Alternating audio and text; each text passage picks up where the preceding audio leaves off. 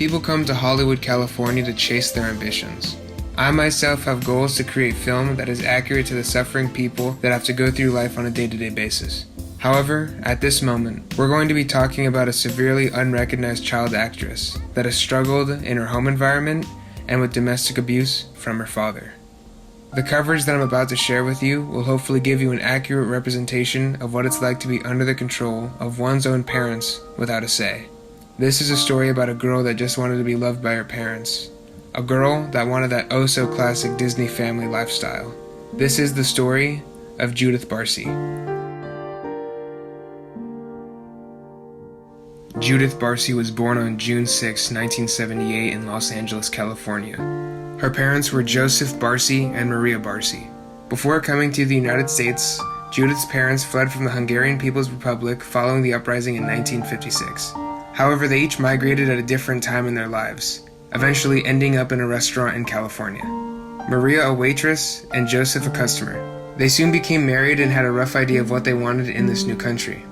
At the age of 5, Judith was prepared to become an actress by her mother. One of her very first roles was in Fatal Vision, where she played Kimberly MacDonald. She appeared in the movie 48 minutes and 48 seconds in the film. After the documentary, she started blowing up in the Hollywood community, appearing in more than 70 commercials and being invited on popular TV shows at the time. However, the two largest roles she landed during her newfound fame was Ducky and Anna Marie.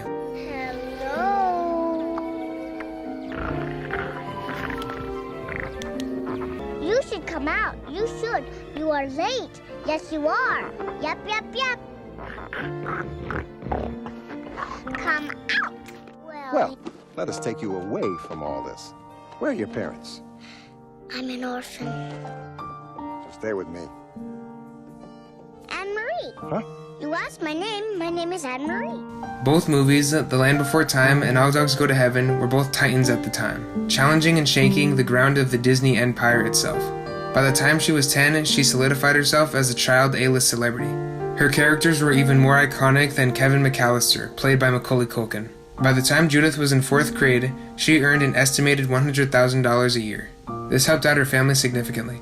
With the earnings, the family bought a 3-bedroom house in West Hills, Los Angeles. Everything seemed to be glamorous on the outside, and who would say otherwise? The amount of money she was making was ludicrous for a child her age. Anyone would imagine her parents being extraordinarily proud of their daughter for opening the gate of riches and new opportunities. And guess what? Judith's mom, Maria, was extremely proud of her daughter. She couldn't be more proud of the success her daughter was gifted. However, something was brewing inside of Judith's father, a deep-seated hatred and resentment toward his daughter that was unceasing.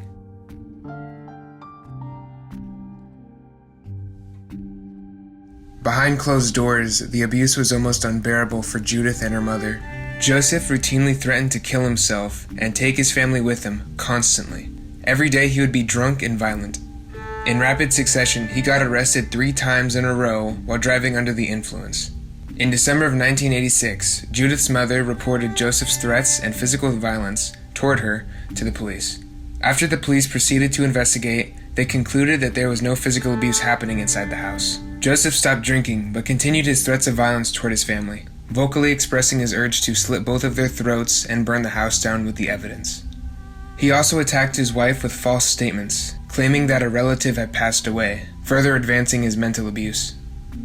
The psychological abuse continued, with Judith telling a friend that her dad throws pots and pans at her, resulting in nosebleeds. The abuse was becoming too much for young Judith to handle. She started putting on weight and exhibiting extremely disturbing behavior for a child, such as ripping the whiskers off of her pet cat and ripping out her own eyelashes. Judith was on the brink and she couldn't take it anymore.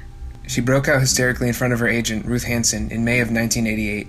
Judith was taken to a child psychologist.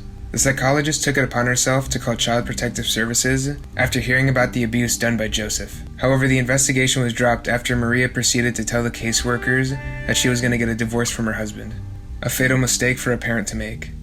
She came up with a plan she probably came up with before. Maria promised a friend that she would leave her husband, but because of her worries of losing her family, losing her home, and losing all of her belongings, she decided to stay. The Grim Reaper now holding her tight and unwilling to let go. July 25th, 1988. That was the day Judith was gunned down by her father. That was the day her soul left Hollywood. That was the day when a little girl that just wanted to be loved by her parents was murdered in cold blood.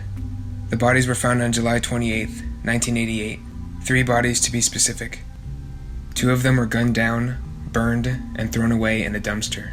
And the other body, a suicide, a single gunshot wound to the head. Judith and her mother were buried in Forest Lawn Memorial Park in adjoining plots. They remain there to this day.